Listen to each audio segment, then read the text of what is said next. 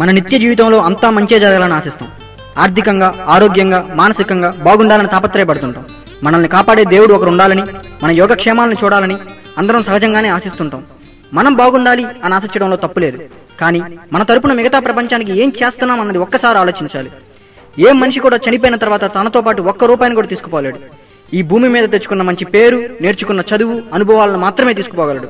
ఇది నిజం. ఎవరు కూడా మనం సహాయం చేస్తేనే మనకి సహాయం చేస్తారు అన్న మాటని మర్చిపోకూడదు. ఈ లోకంలో మనుషులు ఒక్కళ్లే బ్రతకట్లేదు. మనతో పాటు పశువులు, పక్షులు, చెట్లు, మట్టి, మచనం అన్ని బ్రతుకుతున్నాయి. కానీ మనిషి పుట్టిన తర్వాత కొన్ని ధర్మాలను పాటించాలి. ఈ ధర్మాల్లో దానం చేయడం ఒకటి. ఇప్పుడు మీ అందరికి ఒక కథ చెప్దాం అనుకుంటున్నాను. మీ అందరికీ శ్రీకృష్ణుడు తెలుసు కదా. అదే గోపికల్ని ఎప్పుడు ఆయన చుట్టూ తిప్పేసుకుంటూ ఉంటారే ఆయన అన్నమాట. ఆయన ఒకసారి కర్ణుడు దానగురం గురించి అదే పనిగా పొగుడుతూ ఉండేసరికి అర్జునుడు తట్టుకోలేకపోయాడు. కోపం వచ్చేసింది. మా దగ్గరుంటే మేము కూడా ఇచ్చేవాళ్ళం అని నోరు జారేశాడు. ఎప్పుడెప్పుడు ఎవరిని పట్టుకుందామని రెడీగా ఉండే మన శ్రీకృష్ణుడు వెంటనే ఆయనకు అక్షయపాత్రని ఇచ్చేసి ఇక నీ టాలెంట్ చూపి అన్నాడు. అర్జునుడిది పాపం యువరక్తం కదా, గబ్బ గబ్బ పేద పెద్దలను పిలిచి ఏదేదో దానం చేశాడు. పాపం ఏదో ఒకటి దానం చేశాడు కదా, కామ్గా లేడు మన శ్రీకృష్ణుడు. పెద్దగా నవ్వి, బాబు అర్జున, అదే మన కర్ణుడు అయితే ఈ అక్షయ పాత్రనే దానం చేసేవాడు, అది ఆయన టాలెంట్ అని ఒక్క ముక్కలో చెప్పాడు. ఈ కథ విన్నాక మీ అందరికి ఏం అర్థమైందో నాకు తెలియదు, కానీ నాకు మాత్రం ఒకటి అర్థమైంది. ఏంటంటే అది దానం చెయ్యాలి అంటే డబ్బులుంటే సరిపోదు, మంచి మనసు కూడా కావాలి. ఇక విషయానికి వస్తే అన్ని లోపాల్లోకి కళ్ళు లేకపోవడం పెద్ద లోపం. మీకు తెలుసా, ఈ ప్రపంచం మొత్తంలో 3,70,00,000 మంది అందులు బ్రతికి ఉన్నారు. మంచి విషయాల్లో వెనక ఉండే మన భారతదేశం చెడ్డ విషయాల్లో మాత్రం ఎప్పుడూ ఫస్ట్ బెంచ్లోనే ఉంటుంది. ఈ అందుల విషయంలో కూడా మన దేశం డిస్టింక్షన్ లో పాస్ అయిపోయింది. మొత్తం కలిపి 3,70,00,000 మంది అయితే ఉట్టి మన భారతదేశంలోనే 1,40,00,000 మంది అందులు ఉన్నారు. ఈ అందులు ఎవరు ఈ ప్రపంచాన్ని చూడలేరు. అయినా వాళ్ళు ఇంకా బ్రతికే ఉన్నారంటే కారణం నమ్మకం. మన మీద వాళ్ళకున్న నమ్మకం. సాటి మనిషిగా వాళ్ళకి ఏదో చేస్తామని ఆశిస్తున్నారు. ఒక్కసారి అందురాలైన ఈ అమ్మాయి మాటల్లోనే వినండి, మన కళ్ళు చెమ్మగిల్లక తప్పవు. మాకు కళ్ళు లేకపోయినా మేము ఎందుకు బతుకుతున్నామంటే మీలాంటి వాళ్ళు సహాయం చేస్తారన్న నమ్మకం మాకు. అందరికీ నమస్కారం. మనం సినిమాకి వెళ్ళాలంటే అయ్యే ఖర్చు 100 రూపాయలు. దీనివల్ల కలిగే ఆనందం 3 గంటలు.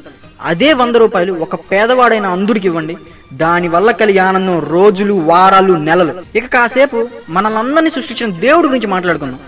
దేవుడు ఎంత విచిత్రమైన వాడంటే, చాలా మంది విషయాల్లో బాగుండే మన దేవుడు కొంతమంది విషయాల్లో మాత్రం మరీ విలన్లా బిహేవ్ చేస్తాడు.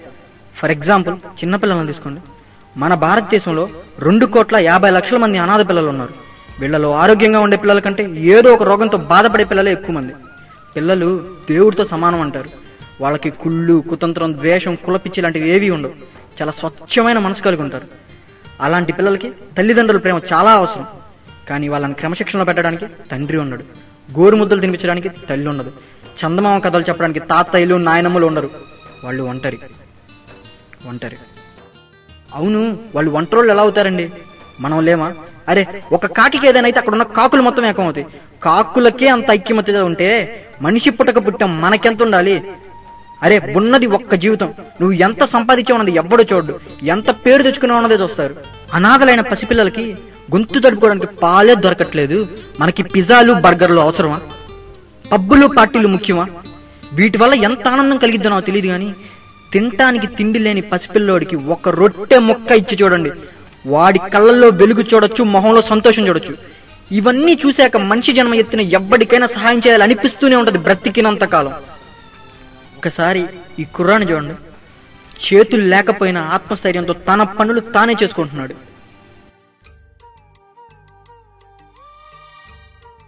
ఇతన్ని చూడండి, మనం మాట్లాడేది ఏదీ వినిపించదు, ఇతను మాట్లాడలేడు. కానీ పెయింటింగ్ లో డిస్ట్రిక్ట్ ఫస్ట్, చెస్ లో డిస్ట్రిక్ట్ థర్డ్. ఇలాంటి వాళ్ళకి మన సహాయం చాలా అవసరం. మనందరినీ దేవుడే కదండి పుట్టించాడు, ఆయనే కదా అన్ని ఇచ్చాడు, డబ్బులు, బంగారం అన్ని. ఆయన సృష్టించిన వాటిని ఆయన హుండీలో వేస్తే ఆయన ఎలా సంతోషంగా ఉంటారండి? ఆయన మనకిచ్చిన వాటిని ఇలాంటి వాళ్ళకి సహాయం చేయటం వల్లే కదా మన వ్యక్తిత్వం బయటపడేది. అందులైనా, అనాథ పిల్లలైనా అందరూ మనుషులే. తోటి వ్యక్తికి సహాయం చేయటం మన కనీస బాధ్యత. ప్రార్థించే పెదవుల కన్నా సహాయం చేసే చేతులే మిన్నా అని ఎవరో అన్నారు, నాకు తెలియదు, కానీ అది నిజం. హిందూ అయినా, ముస్లిం అయినా, క్రిస్టియన్ అయినా అందరం మనుషులమే. ఏకమవుదాం, భారతీయులు అందరం ఒకటే అని సాటి చెప్దాం. మన పయనం సహాయం చేయుట కొరకే అని తేల్చి చెప్దాం. అందరూ సహాయం చేస్తారని ఆశిస్తూ జై హింద్.